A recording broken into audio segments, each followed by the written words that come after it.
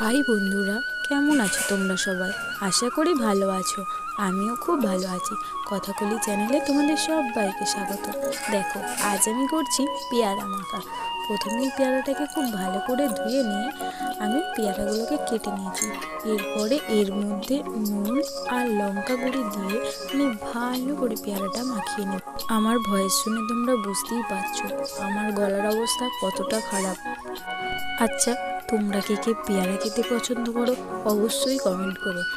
তোমরা এই ভিডিওয় ঝটপট কমেন্ট করো তো এরপরে আমি কোন ফল মাখা করে দেখাবো। যে ফল মাখা করার পরিমাণ সবথেকে বেশি থাকবে আমি সেই ফলই মাখা করে তোমাদেরকে দেখাবো। দেখো, তোমাদের সাথে গল্প করতে করতে আমার পেয়ারাটা প্রায় মাখাই হয়ে গেছে। এরপর আমি আমার ছোট্ট সাবস্ক্রাইবারকে টেস্ট করতে দেব। আর যে কথাটা আমি সবসময় বলি, সবাই ভালো থাকবে, সুস্থ থাকবে, সাবধানে থাকবে।